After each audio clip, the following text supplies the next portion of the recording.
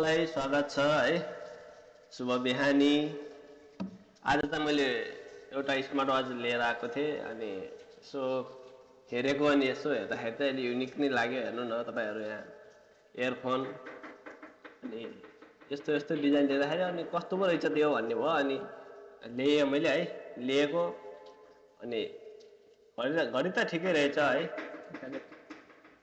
ठिकठाक चल्दो रहेछ। अब अनि साथमा यो कभर दिएछ है, दिएछ साथमा। अनि यो कभरमा चाहिँ यस्तो थियो अनि यस्तो अप्सन हुँदाखेरि चाहिँ यसलाई के गर्ने हो त्यो कभरको, अनि कसरी लगाउने, यसरी लगाउने कि मुनिबाट लगाउने कि, अनि हामीलाई आइडिया नै भएन है। हामी तिनजना मिलेर चाहिँ भनौँ न 20-25 मिनट हामीले कभरको बारेमा अनुसन्धान गऱ्यो, पत्ता लगाउन सकेनौँ धेरै बेरसम्म कसरी लगाउने। अनि पछि थाहा भयो कि यो घडीलाई चाहिँ हामी घडी नर्मल घडी नभनेर अनि यसलाई चाहिँ इयरफोन बनाउनु मिल्यो कि टक्कै। हामीले इयरफोन छ, हामीले टक्क अब इयरफोन चाहियो कुनै बेला भने च्याक्क निकालेर इयरफोन बनाएर लगायो। अब इयरफोन चाहिएन, घडी मात्रै चाहियो भनेपछि फिता बाँधे घडी लगाइनु भयो। अनि घडी इयरफोन दुवै चाहियो तर म हातमा बाँध्दिनँ भनेपछि चाहिँ फेरि टक्क यसलाई यहाँनिर कभरमा ढ्याक्क फिक्स गऱ्यो।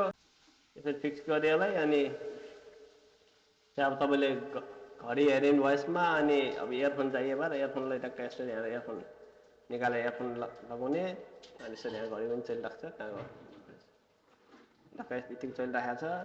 यसलाई स्ट्यान्ड बनाएर स्ट्यान्डबाट घडी बनायो भयो यसलाई। यस्तो युनिक रहेछ। अब मेरो लागि चाहिँ युनिक भएर मैले भिडियो बनाएको, सबैजनालाई अब युनिक नहुन सक्छ। त्यही हो।